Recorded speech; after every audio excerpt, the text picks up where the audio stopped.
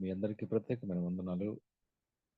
మా నరసరావు సార్కి, మా ప్రియులు ఎంతో దేవుని యొక్క కృప చేత అద్భుతమైనటువంటి అనేక మంది విద్యార్థులను సంపాదించుకున్న మా సరళ మేడం గారికి ప్రత్యేకమైనటువంటి వందనాలు తెలియజేస్తూ, ఈ అవకాశం ఇచ్చినటువంటి ప్రభువుని స్తుతిస్తూ దేవుని యొక్క వాక్య ధ్యానానికి వెళదాం పిల్లరా. అపోస్తల కార్యములు 2వ అధ్యాయము 21వ వచనాన్ని మనం ధ్యానం చేద్దాం. అపోస్తల కార్యములు 2వ అధ్యాయము 21వ వచనము. నేను చదువుతాను పిల్లరా, రండి అపోస్తల కార్యం దగ్గరికి వెళదాం. బైబిల్ తెరిచిన వారు దయచేసి గమనించాల్సిందిగా కోరుతున్నాను. బైబిల్ లేని వారు మనసు పెట్టి నిజమా? సౌండ్ తక్కువ వస్తుంది. బైబిల్ తెరిచిన వారు దయచేసి గమనిస్తున్నారు కోరుతున్నాను పిల్లరా. అపోస్తల కార్యములు 2వ అధ్యాయము 21వ వచనం. అప్పుడు ప్రభువు తామును బట్టి ప్రార్థన చేయవారందరూ రక్షణ పొందుదురు అని దేవుడు చెప్పుచున్నాడు. అప్పుడు ప్రభు నామం బట్టి ప్రార్థన చేయవారందరూ రక్షణ పొందుదురు అని దేవుడు చెప్పుచున్నాడు. ప్రార్థన చేసుకున్నప్పుడు కదా, పరిశుద్ధమైన దేవా, నీ ఘనమైనటువంటి పవిత్రమైన నామాన్ని బట్టి స్తుతులు కృతజ్ఞతలు. మాకు ఇచ్చినటువంటి విలువైన సమయంలో నిన్ను వేడుకోవడానికి, నీ నామాన్ని జ్ఞాపకం చేసుకోవడానికి మాకు ఇచ్చినటువంటి ధన్యతను బట్టి ప్రభు నీ పాదసముఖమును తలంచి నమస్కారం చేస్తూ, నీ ప్రశస్తమైనటువంటి మాటలు మీ వెనుకతో దీవించండి. చదవబడినటువంటి లేఖన భాగాలు చాలా ప్రశస్తమైనవి, నమ్మదగినవి, నీతివంతమైనటువంటి వాక్యపు అద్భుతమైన ఆనందం కనుక ఈ మాటలు మేము మా చెవుల్లో నాటబడినట్లు ఈ సమయాన్ని ఫలభరితంగా చేయండి. ఎప్పటి వారము ఎక్కడి వారం ప్రభు మీ దివ్యమైన మాటల్ని పలకడానికి అర్హులమా? అసలు మేము కృపకు దూరస్థులమైనటువంటి మమ్మల్ని నీ కుమారుని యొక్క రక్తరుధిర ధారల ద్వారా మమ్మల్ని సమీపస్థంగా చేసావే. నీ మాటలకు యోగ్యులు మా ప్రభు వినడానికి ఎటువంటి ఆటంకం లేకుండా ప్రతి విధమైన సాతాను శక్తిని బంధిస్తూ ప్రతి మాట ప్రభు నీ గురించినటువంటి వివరణ మా బ్రతుకుల్లో నిత్యత్వపు సంతోషాన్ని కలుగు చేసేటట్లుగా మాకు సహాయం చేయమని మీ చేతులు మమ్మల్ని అప్పచెప్పుకుంటూ మా కొరకు తిరిగి రాయినటువంటి నజరుడైన యేసుక్రీస్తు ప్రభు వారి పునరుద్ధాన ఘనమైన నామములో ప్రార్థించి వేడుకుంటున్నాను పరమ తండ్రి, ఆమేన్.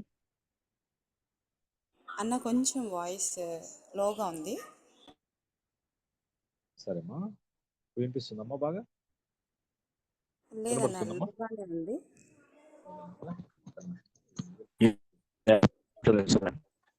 ఇప్పుడు బాగుందండి. Thank you. ఇప్పుడు బాగా వినపడుతుందా? ఇప్పుడు బాగుందన్న. Okay okay. దేవునామానికి మహిమ కలుగును గాక. పిల్లరా రండి, అపోస్తల కార్యానికి రండి పిల్లరా. దయచేసి మీ తలంపుల్ని మనకున్నటువంటి ప్రభువు అనుగ్రహించినటువంటి సమయంలో ఆయన మనకు అనుగ్రహించినటువంటి వాక్యపు ఫలాలు మనం ఆనందంతో పొందినట్లు అపోస్తల కార్యము 2వ అధ్యాయం 21వ వచనంలోకి మనం ఒకసారి దేవుని యొక్క మనం తలపోసుకుందాం. ఇక్కడ ఎవరికి అర్థం కానటువంటి వాక్యం ఏమీ లేదు పిల్లరా. ప్రభువు నామను బట్టి ప్రార్థన చేయవారు అందరూ రక్షణ పొందుదురు అని దేవుడు చెప్తున్నాడు. ప్రార్థన క్రైస్తవ జీవితంలో ఒక అద్భుతమైనటువంటి దేవుని కలుసుకునేటువంటి సమయం. ఈ ప్రార్థన ద్వారా క్రైస్తవుడు దేవునికి అత్యంత సమీపస్తులుగా కాగలం. ఈ ప్రార్థన ద్వారానే ప్రభు ముఖ దర్శనాన్ని చూడగలం. ఈ ప్రార్థన ద్వారానే మన జీవితాల్లో అద్భుతమైన మార్పుని పొందగలం. ప్రభు నామను బట్టి ప్రార్థన చేయవారు అందరూ రక్షణ పొందుదురు అంటే ప్రతి ఒక్కరూ ప్రార్థన చేస్తూనే ఉన్నారు పిల్లరా. ఎవరు ప్రార్థన చేయకుండా లేరు. ప్రార్థించిన వారందరూ కూడా రక్షణ పొందుతున్నారా? ఎవరు రక్షణ పొందుతున్నారు? ఎటువంటి ప్రార్థన మనం రక్షణ పొందే విధంగా తయారు చేస్తుంది అని మనం జ్ఞాపకం చేసుకుంటే, ప్రభువు ఉన్నాడు, ఆయన నామం ఉంది, ఆయన నామాన్ని బట్టి ప్రార్థన చేస్తున్నాం, బానే ఉంది. కానీ పిల్లరా, ప్రార్థన అనేది అనేక రీతుల్లో కనబడుతూ ఉంటుంది. నిజమైనటువంటి క్రైస్తవ ప్రార్థన మనల్ని దేవుని సన్నిధిలో తయారు చేస్తుంది. మనం ఆయన రూపులోకి మార్చబడే అనుభవంలోకి వెళతాం. మనల్ని ప్రార్థన నిర్మిస్తుంది క్రీస్తు యొక్క సజీవమైన సాక్షిగా, సువాసన గల పత్రికలాగా. ప్రార్థన అనేకులు చేస్తారు, కానీ దేవునికి నచ్చిన ప్రార్థన మనం చాలా ప్రత్యేకమైనటువంటిదిగా కనబడుతుంది. ఏంటి అంటే, మనకు కనిపించేటువంటి అనేక ప్రార్థనలో ప్రభు చెప్పినటువంటి ఒక ప్రార్థన గమనించినట్లయితే, లూకా శుభవార్త 18వ అధ్యాయంలో పరిసయుడు సుంకరి ప్రార్థన ప్రభు మనకు ప్రత్యేకించి చూపిస్తారు ఆయన.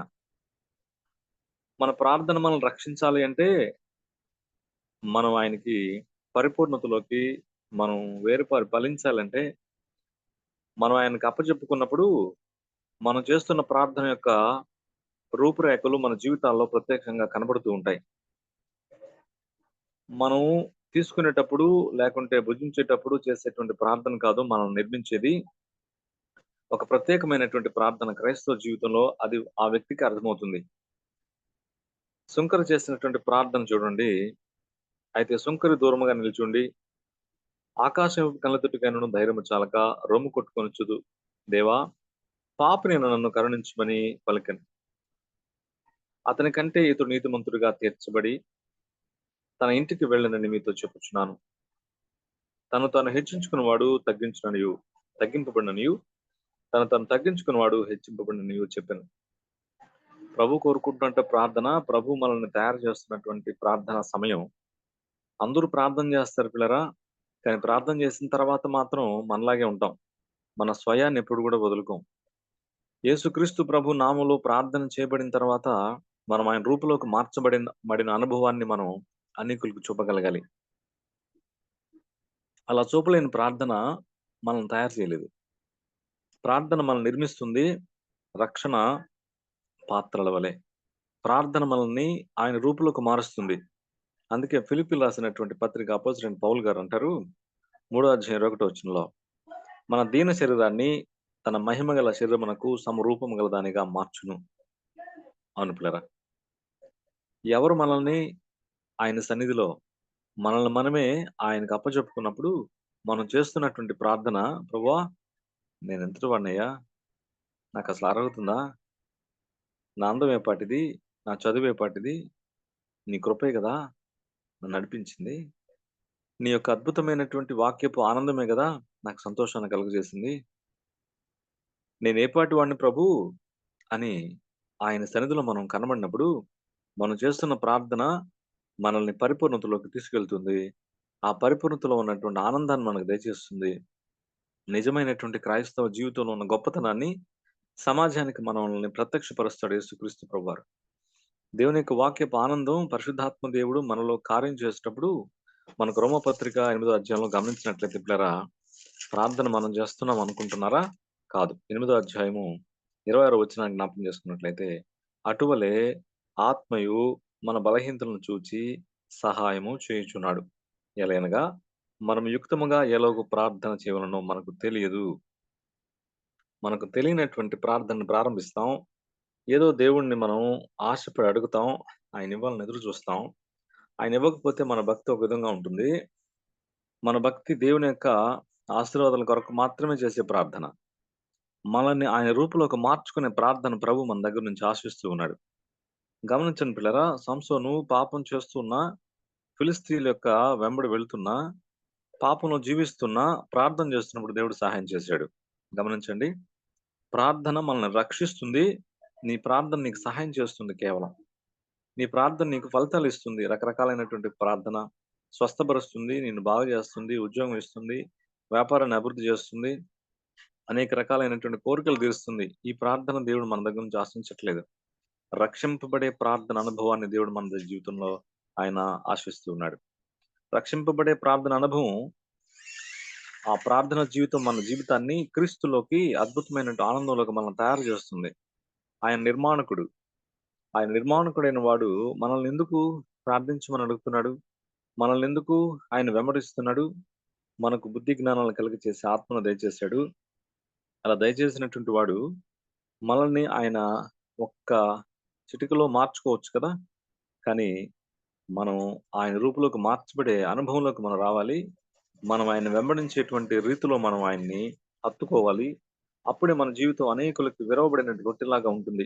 ప్రార్థన మనల్ని ఆయన సన్నిధిలో అద్భుతమైనటువంటి రొట్టెలాగా తయారు చేస్తుంది.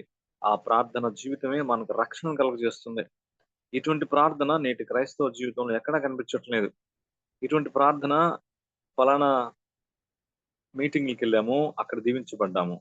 ఫలానా వాళ్ళు మాకు 50 దినాలు ప్రార్థన చేశారు, ఉపవాస దినాలు పెట్టారు. అక్కడ మేము మేలు పొందాము. ఫలానా సేవకుడు ప్రార్థన చేశాడు, మాకు మేలు కలిగింది. ఇవన్నిటికి దేవుడు సమాధానం చేసి చెప్తున్నాడు. దేవుడు సహాయం చేస్తున్నాడు. ప్రభువు అడిగింది, దేవుడు చెప్తున్న మాట. ప్రభు నామాన్ని బట్టి ప్రార్థన చేయబడి రక్షింపబడును, రక్షణ పొందుదురు, వారందరూ రక్షణ పొందుదురు అనే మాట. మనం రక్షణ పొందడం కంటే దేవుని దగ్గర నుంచి పొందాలనుకునేటువంటి ప్రార్థన మన జీవితంలో ఎక్కువగా కనబడుతుంది. ఎక్కడ రక్షణ ఎక్కడో ఆగిపోయింది. దేవుణ్ణి అన్ని అడుక్కుంటూ వాటి దగ్గర నుంచి ప్రభు దగ్గర నుంచి పొందుకుంటూ మనం ఆశీర్వదించబడ్డామని చెప్పుకుంటూ పోయేటువంటి జీవితమే మిగిలిపోయింది క్రైస్తవ జీవితంలో.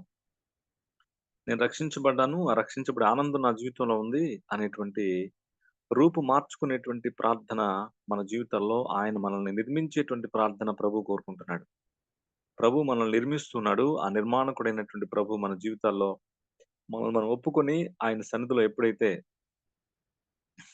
కృప కలిగినటువంటి దేవుని యొక్క హస్తాలకు మనం సమర్పించుకుంటామో, ఆ రక్షణ అనేటువంటి అద్భుతమైన ఆనందాన్ని మనం పొందగలుగుతాము. రక్షణ గురించిన జ్ఞానాన్ని ఎలిజబెత్ జకర్యాలు ఆ యొక్క దేవుని యొక్క ఫలాన్ని పొందినప్పుడు జకర్యా భక్తుడు మాట్లాడతాడు. లూకా సువార్త 2వ అధ్యాయం 75 వచనం దగ్గర మాట్లాడతాడు.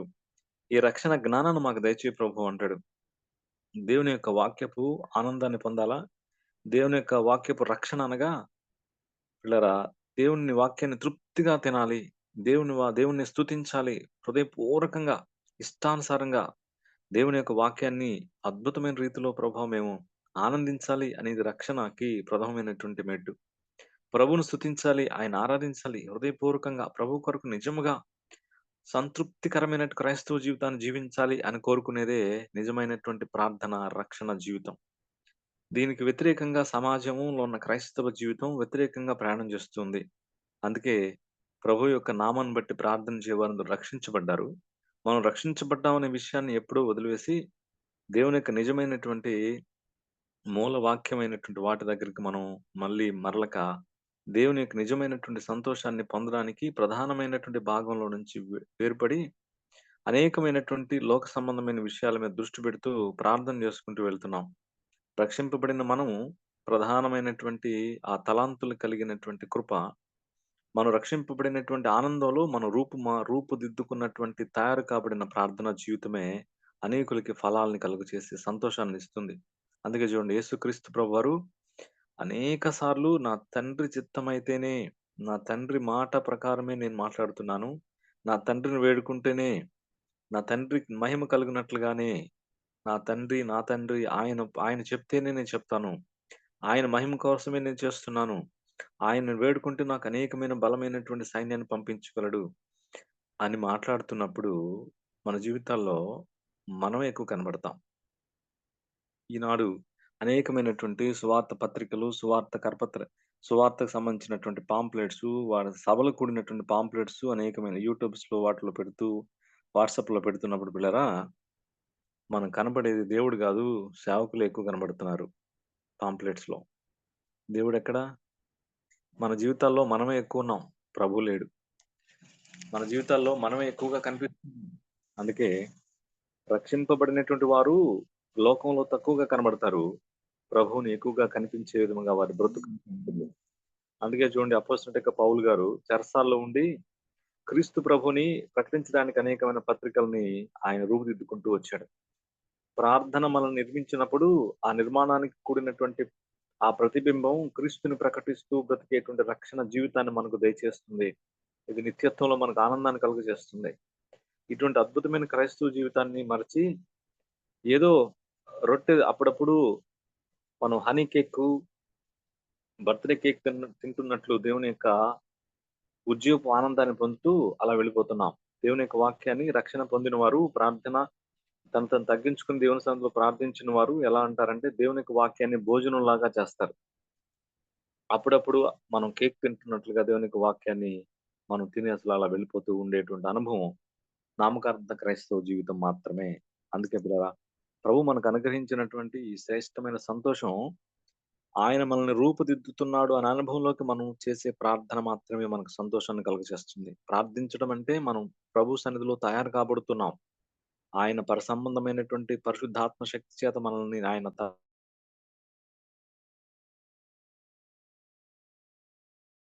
పిల్లరా, ఆ మార్చబడినటువంటి జీవితం మనకు కనిపించాలంటే ఆయన సన్నిధిలో మనం తయారు కాబడినటువంటి జీవితాన్ని క్రీస్తు కొరకు ప్రత్యక్షపరచాలి. క్రీస్తు కొరకు మనల్ని మనం వ్యయపరచుకోవాలని అపోస్తలుడైన పౌలు తిమోతికి రాసినటువంటి పత్రికలో చెప్తాడు. తను తాను వ్యయపరచుకొని అనే మాట, మనల్ని మనం ప్రభు సన్నిధిలో ఖర్చు పెట్టాలి. మన ఆయన రూపులోకి మార్చబడినప్పుడు ఆయన ప్రార్థనా జీవితం మన జీవితాల్లోకి స్థిరపరచబడి మనల్ని రూపుదిద్దినప్పుడు మనం రక్షణ ఆనందంలోకి కూడినటువంటి జీవితాన్ని ప్రారంభిస్తూ ఈ లోకంలో జయోత్సాహంతో అనేకులను క్రీస్తుగా నడిపించగలగాలి. కేవలం ప్రిన్సిపల్ మేడం అయినటువంటి సరళ మేడం గారు కానివ్వండి, వాళ్ళ బాబు కానివ్వండి, లేకపోతే నరసరావు సార్ కానివ్వండి, వాళ్ళు మాత్రమే కాదు, జనాల్ని పోగు చేయాల్సినటువంటి బాధ్యత తీసుకోవాల్సింది. ఎవరైతే యేసుక్రీస్తు ప్రభు నామాన్ని బట్టి ప్రార్థన చేస్తున్నారో వారందరూ కలిగేటువంటి రక్షణ ఆనందమైనటువంటి సంతోషం, అనేకులను క్రీస్తులోకి నడిపించేటువంటి ధన్యత మార్చబడినటువంటి, తయారు కాబడినటువంటి ప్రార్థన జీవితానికి మాత్రమే ఉంటుంది. ఇది ఒక్కరి బాధ్యత మాత్రమే కాదు. ప్రతి క్రైస్తవుడు ఒక సువార్త పత్రిక లాంటి వాడు. అనేకులకి వినిపించాలి, కనిపించాలి. ఇది మాత్రమే రక్షణించబడినటువంటి ప్రార్థనా జీవితం తయారు కాబడుతున్నటువంటి అద్భుతమైన రీతి. అవును పిల్లరా, ఇటువంటి సంఘాలకి వెళ్లి వచ్చేయడం మనకు అలవాటైపోయింది. క్రీస్తు కొరకు బ్రతకడం, ప్రార్థించడం మన కొరకే, ప్రార్థించడం మనకున్నటువంటి ఆర్థికమైన విషయాల కొరకే, ప్రార్థించడం కేవలం మనకు కావాల్సిన వాటి కొరకే. సంఘం యొక్క అవసరాలు చాలా ఉన్నాయి. ప్రభు మన దగ్గర నుంచి కోరుకుందేంటి? మనం ప్రభు దగ్గర నుంచి వెతుకుతుందేంటి? రక్షింపబడినటువంటి మనం అనేకుల రక్షణ కారణం కాబడడానికి ఆయన సన్నిధిలో చేసినటువంటి ప్రార్థన మనం నిర్మించినప్పుడు, మనం నిర్మాణకుడైనటువంటి ప్రభువు ద్వారా రూపుదిద్దనబడిన అనుభవంలోకి వచ్చినప్పుడు, ఆయన రూపంలో మనం కనబడినప్పుడు, సమాజంలో కనిపించినప్పుడు అనేకులు మనల్ని చూసి క్రీస్తు దగ్గరికి వచ్చేట్టు ఆనందాన్ని మనం పొందగలం. అటువంటి సంతోషం లేకుండా చేసేటువంటి ప్రార్థన కేవలము మనం నామకార్థమైనటువంటి భక్తి చేస్తూ, మనం నిజమైనటువంటి భక్తి చేస్తున్నాము అనేటువంటి దాంట్లో, మనం ఏదో వాక్యాన్ని వింటున్నాము, వాక్యాన్ని బోధిస్తున్నాము అనేటువంటి క్రమంలో వెళ్ళిపోతున్నాం. ఇది దేవునికి ఇష్టమైనటువంటి ప్రార్థన జీవితం కాదు.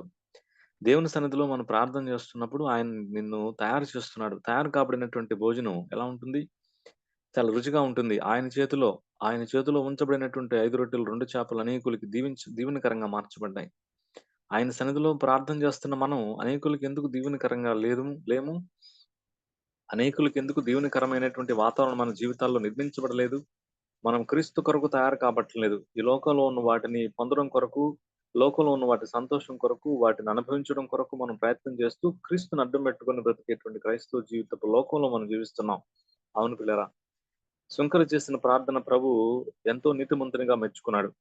పరిసయ్యుని యొక్క ప్రార్థన ప్రభు పక్కన పెట్టాడు. ఎందుకని? మన ప్రార్థన కేవలం లోక సంబంధమైందే. అందుకే మనం నిర్మించబడట్లేదు. కేవలము ప్రారంభంలో నిర్మించబడ్డాం. దాని తర్వాత మనము పూర్తికాని కట్టడం వల్లే దేవుని యొక్క సన్నిధిలో వదిలివేయబడ్డాం. సాతాను యొక్క ఉద్దేశాన్ని మనం బలపరుస్తున్నాం. అందుకే మనం దేవుని కొరకు నిర్మించబడుతున్న అనుభవంలోకి రావాలి అంటే యెహోషువ ప్రార్థన చేశారు, మోషే ప్రార్థన చేశారు. వారి యొక్క ప్రార్థన కేవలము కార్యాలు చేసిందే కాదు. వారితో దేవుని యొక్క సన్నిధిలో, దేవుని యొక్క అద్భుతమైన సంతోషంతో, దేవుని యొక్క సహవాసం నిర్మించబడ్డారు. ఆ నిర్మించబడినప్పుడు ప్రభు మనతో మాట్లాడే అనుభవంలోకి వస్తాం. ప్రభు మనతో ప్రత్యక్షంగా మాట్లాడతాడు. ఆయన స్వరం మనకు వినబడుతుంటుంది. మనం అందుకే చూడండి, పూర్ణమైనది వచ్చినప్పుడు పూర్ణము కనికరము మొదలైన మాట మనం బైబిల్‌లో చూస్తాం.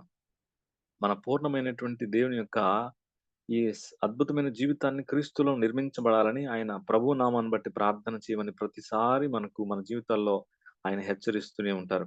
అందుకే ప్రార్థనే విజయాన్ని కలుగజేస్తుంది. ప్రార్థనే మన జీవితాల్లో భయాన్ని తీసేస్తుంది. ప్రార్థనే దుఃఖాక్రాంతుడు, చింతాక్రాంతుడు నా ప్రభువుని ధైర్యపరిచింది. ప్రభు చిత్తానికి విడిచివేయడానికి ఆయనకి అవకాశాన్ని కలుగజేసింది. దేవుని సన్నిధిలో మనల్ని మనం పరిపూర్ణతలోకి అప్పజెప్పుకున్నప్పుడు ఆయన చేతులు మనల్ని ఆయన సన్నిధిలో నిర్మించి శ్రేష్టమైనటువంటి వారిగా, అనేకులకు దీవెనకరమైన వారిగా మనల్ని నిర్మించి స్థిరపరిచేటువంటి వాడు దేవుడు. అటువంటి ప్రార్థన దేవుని యొక్క సన్నిధిలో నుంచి మనల్ని రూపుదిద్దాలని ఆయన కోరుకుంటున్నాడు.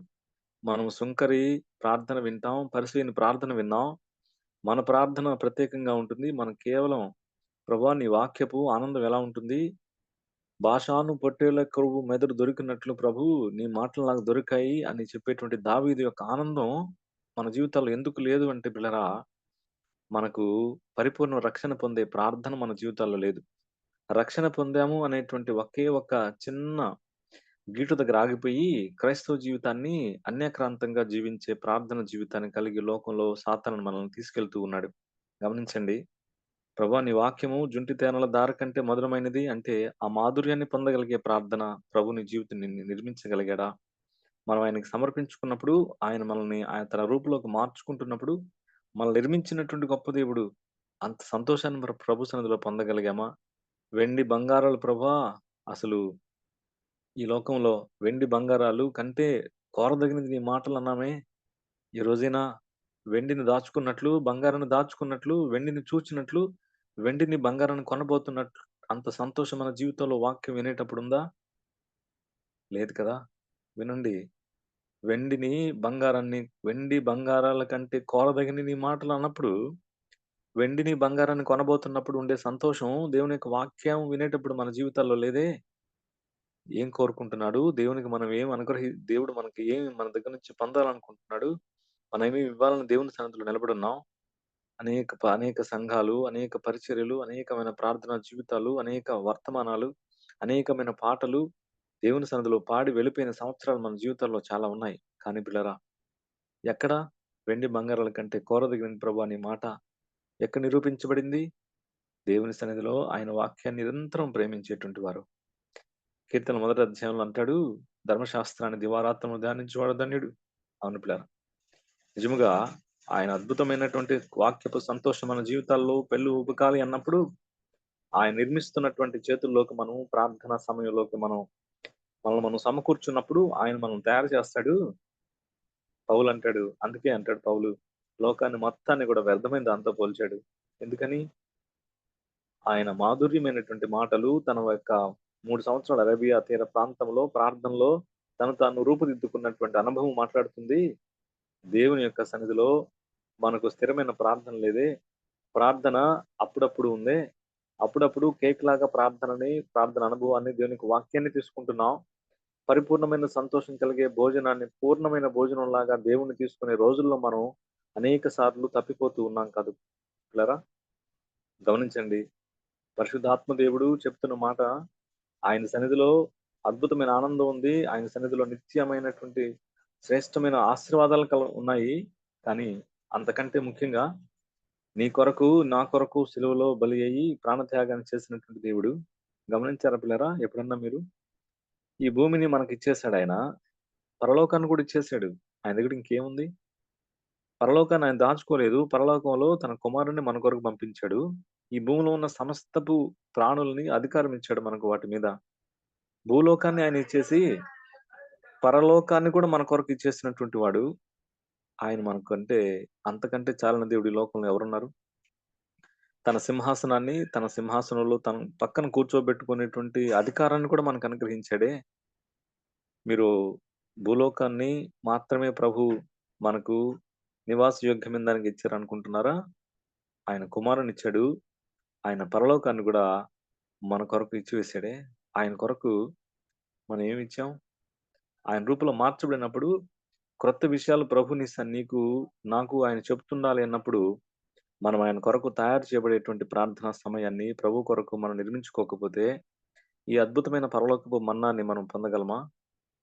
కేవలము క్రైస్తవ జీవితంలో జీవిస్తున్నాం అనుకుంటూ నిస్సారమైనటువంటి క్రైస్తవ చవి చప్పుడు లేనటువంటి జీవితాన్ని జీవించడం కొరకు ప్రభు నిన్ను నన్ను పిలవలేదు.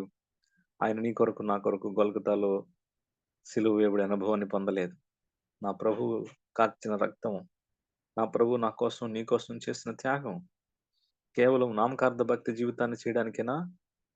ప్రార్థన అనుభవంలోకి, ప్రార్థన జీవితంలో మనం నిర్మిస్తున్నటువంటి ఆ నిర్మాణకుడైనటువంటి చేతుల్లోకి 119 కీర్తన మనం 72, 73, 74 వచనాలు జ్ఞాపకం చేసుకున్నట్లయితే, నీ చేతులు నిర్మించి నాకు రూపు ఏర్పరిచిన ప్రభువా ఎక్కడ? ఆయన పాద సన్నిధిలోనే. మనల్ని నిర్మించేవాడు, మన రూపురేఖల్ని మార్చేవాడు, మన గుణగణాలని సరిచేసేవాడు, మన ఆలోచనల్ని సరిచేసేవాడు, మన ఆలోచన నూతనపరిచేవాడు, మన బ్రతుకు ఒక్కొక్క అర్థాన్ని తీసుకొచ్చేవాడు, మనం తయారు చేస్తున్నట్టు మన ప్రభువే కదా. అప్పుడు మనం రక్షింపబడ్డాం. అప్పుడు మనం దీవించబడే అనుభవంలోకి వస్తాం. అటువంటి ఈ గొప్ప సంతోషం మన జీవితాల్లోకి రావాలి అంటే మనం మనకు కలిగినటువంటి ఆనందం, ప్రభు నామాన్ని బట్టి ప్రార్థన చేయవారందరూ రక్షింపబడతారు. అవును పిల్లరా, వారిలో మనం ఉన్నామా?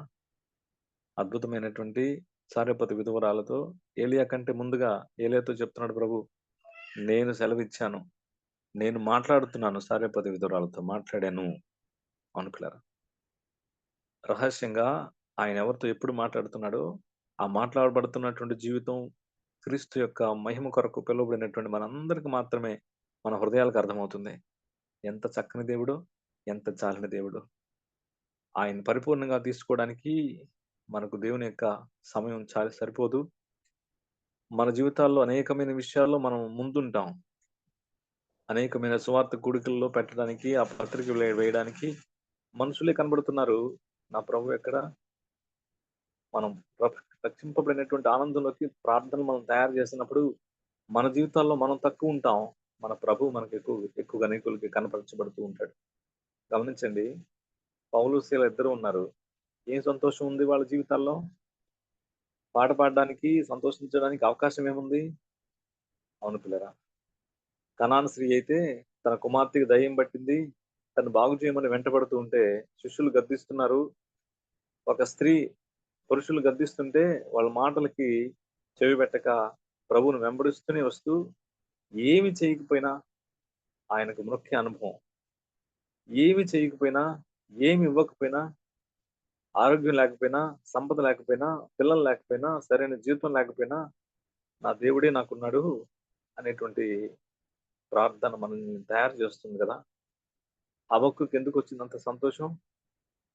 ఆయన సన్నిధిలో అద్భుతమైనటువంటి కృపా జీవితాన్ని పొందాడు. ఈ లోకం కంటే దేవుడు ఎంత గొప్పవాడో మనకు అర్థం కావాలంటే ఆయన మనం తయారు చేస్తేనే, ఆయన మనం నిర్మిస్తేనే, ఆయన మనకు అర్థమైతేనే. అలా అర్థం కావాలి అంటే ఆయన సన్నిధిలో కనిపెట్టాలి, ఆయన సన్నిధిలో ప్రార్థించాలి. ఆయన కొరకు మనం ఆయన రూపులోకి మార్చబడే అనుభవంలోకి వచ్చేంత వరకు ఆయన సన్నిధిలో నింపాదిగా కూర్చుని ఆయన కొరకు ఎదురు చూడాలి. ఇటువంటి అద్భుతమైన క్రైస్తవ జీవితానికి, దేవుణ్ణి దగ్గరకు వచ్చి ఆయన వేడుకునేటువంటి క్రైస్తవ జీవితం ప్రపంచంలో నీకు నాకు మాత్రమే దేవుడిచ్చాడు పిల్లరా. దేవుని సమయాన్ని వెతుకుతున్నావా? అన్నా, నీ దగ్గరికి నేను ఎక్కువ జామున రావాలా? కష్టం వచ్చినప్పుడు రావాలా? నాకైతే ఇబ్బంది వచ్చినప్పుడు వస్తున్నానా? ఎందుకు నా ప్రార్థన? రక్షణ పొందడానికా?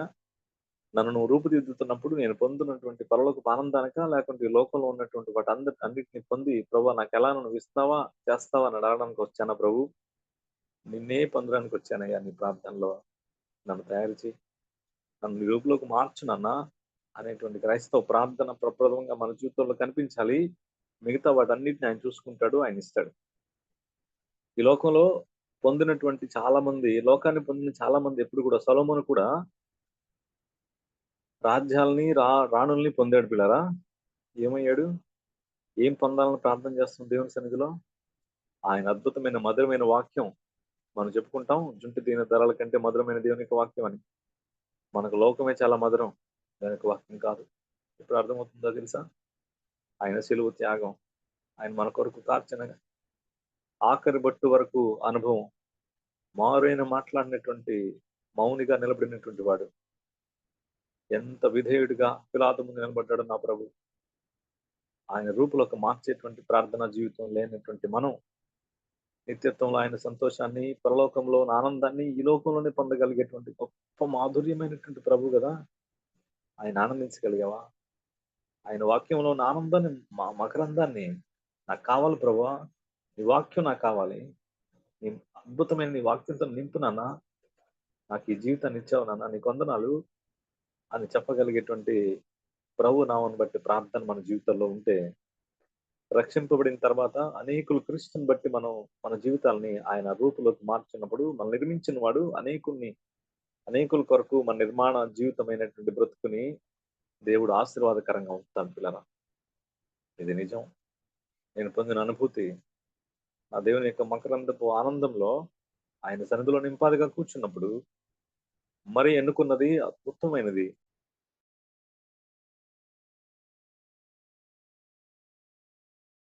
ఈ పరిస్థితుల్లో మనం కనబడతాం.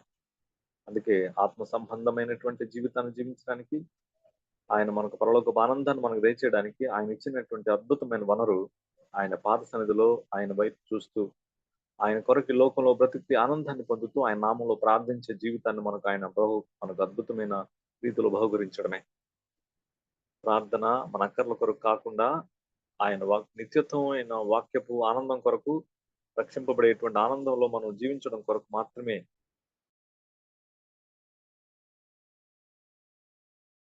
ప్రధానిగా పొందగలిగే కృప ప్రభు మనకు ఎల్లప్పుడూ కూడా దయచేసి ఆయన అనుగ్రహించును గాక. దేవుడి మాటలు దీవించును గాక.